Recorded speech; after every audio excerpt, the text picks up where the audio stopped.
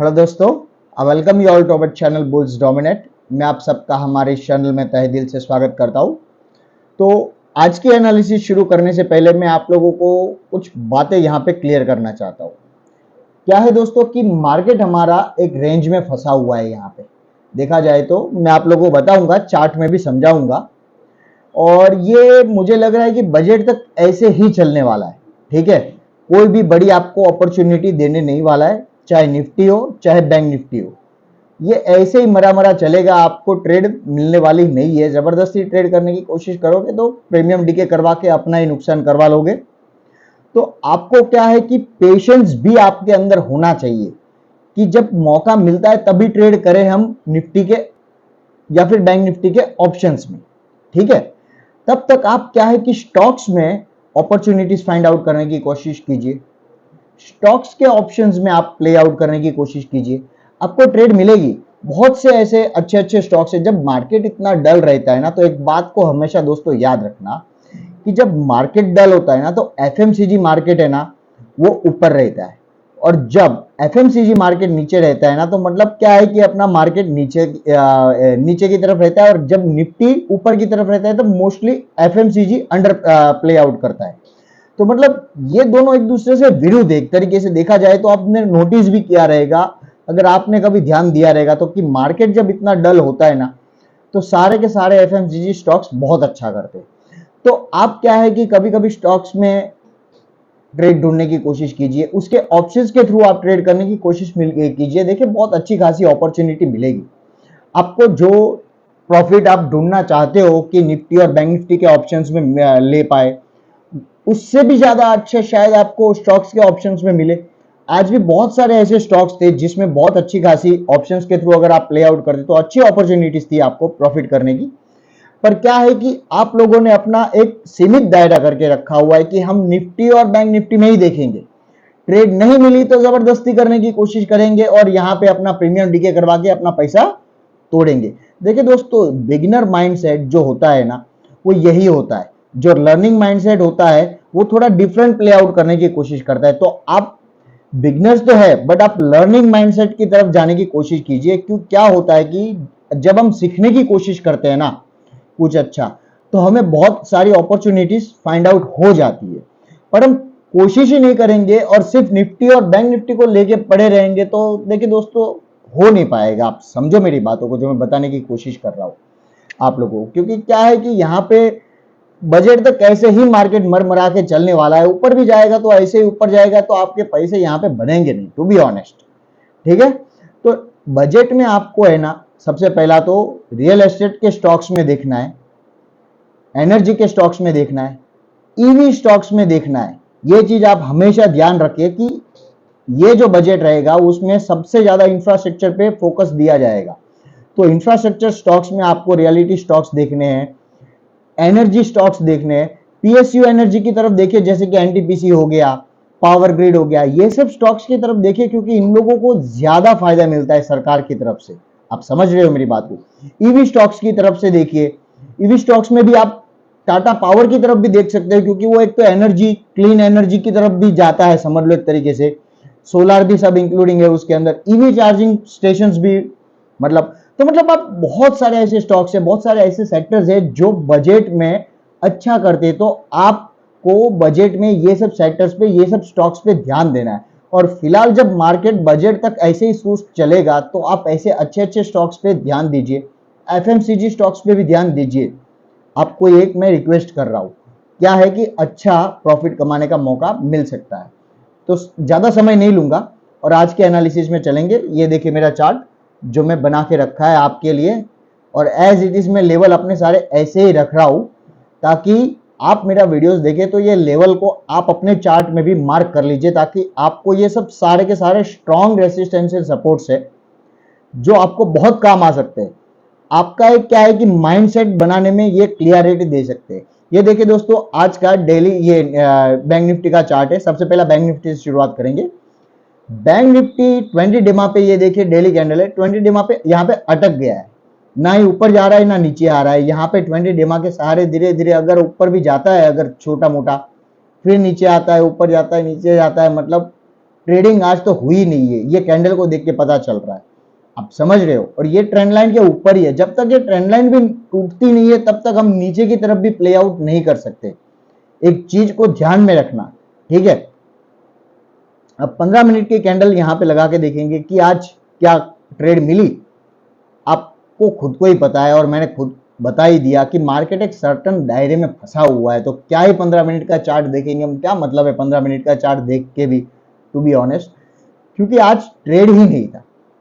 और मार्केट मेरे हिसाब से बजट तक ऐसे ही सुस्त चलने वाला है, तो मार्केट से हट के आप थोड़ा ट्रेड ढूंढने की कोशिश कीजिए। देखिए कल का लेवल मैं आपको बैंक निफ्टी में बता देता हूं कि 52,500 52,500 के ऊपर निकलता है तो 52,800, ये मैं आपको लेवल बता रहा हूं थर्सडे का, क्योंकि कल तो है छुट्टी। तो 52,500 टूटेगा तो आपको 52,800 तक प्ले आउट करना है। और नीचे की तरफ मैं आपको बता दूं कि 52,300 अगर टूटता है तो ये हमारा जो टारगेट निकल के आता है वो 52,200 करीबन लेके आता है। देखिए दोस्तों यही रेंज में घूमेगा मेरे हिसाब से, 52,200 से लेके 52,500 टू 600, ये 400 पॉइंट के अंदर परसों भी घूमना चाहिए, ठीक है। क्योंकि बजट तक ऐसे ही सुस्त माहौल में जाएगा और फिर बजट के दिन यहां पे ट्रेंड सेट होएगा और उसके बाद यहां पे एक अच्छा खासा मतलब ट्रेंड सेट हो सकता है कि बजट के बाद थोड़ा ऊपर जाने के बाद नीचे गिर सकता है, ठीक है। ये हो सकता है, ये प्रेडिक्शंस मैं आपको बता रहा हूं, जरूरी नहीं है कि यही हो। हमें तो मार्केट में लाइव देख के ही ट्रेड करना है और तभी पता करना है कि क्या है क्या नहीं। इसके लिए तो मैं यहाँ पे सपोर्ट्स एंड रेसिस्टेंस सारे बना के रखे ताकि आपको ये समझ में आए कि कितने इंपॉर्टेंट है। 52,800 अगर टूटता है तो हम लाइफ टाइम हाई देखेंगे बैंक निफ्टी में। और नीचे की तरफ एक बहुत इंपॉर्टेंट सपोर्ट है जो है 51,750, अगर ये टूटता है ना तो हम नीचे की तरफ अच्छी खासी जर्नी देखने जा रहे हैं। तो ये बहुत इंपॉर्टेंट सपोर्ट एंड ये रेसिस्टेंस है, ये आपको 1000 पॉइंट की मोटी रेंज है जो आपको एक मोटा ट्रेंड सेट करके देगी 52,800 से लेके 51,750, 51,750 डाउन साइड, 52,800 अपर साइड। ये 1000 पॉइंट की रेंज में मोटा मोटी आपको बैंक निफ्टी दिखेगा। जब बड़ा ट्रेंड सेट होएगा तो ये रेंज का टूटना बहुत जरूरी है, ये चीज आपको ध्यान में रखना है निफ्टी बैंक में। और निफ्टी में आज बात करते, देखिए दोस्तों मैंने आपको ये 3 दिन से मैं बता ही रहा हूं, आपको पता है कि मेरे सारे वीडियोस में मैं आपको ये दिखा के बताता हूं कि ये चैनल के अंदर ये दोनों रेड कलर की ट्रेंड लाइन है, आपको दिख रही है यहाँ पे, ये इसी के अंदर घूम रहा है, ठीक है। और इसी के अंदर घूमेगा तब तक क्या है कि आपको पता नहीं चलेगा, या तो ये ट्रेंड लाइन को ऊपर टच हो जाए, मुझे ये आखिरी अब दिख रहा है इसका, शायद ये बजट के दिन या बजट के आजू बाजू मतलब ऊपर की तरफ टच कर दे, समझ लो एक बार 25,000 24,900 से लेके 25,000, उसके बाद यहां पे ये ट्रेंड लाइन को छूने के बाद गिर सकता है मार्केट। देखिए उम्मीद तो सब लगा के बैठते हैं, जरूरी नहीं है कि नीचे की तरफ टूट जाए। अगर 25,000 ऊपर की तरफ टूट गया तो फिर हम ऊपर की तरफ भी और 1000 पॉइंट भी देख सकते हैं, ऐसा जरूरी नहीं है।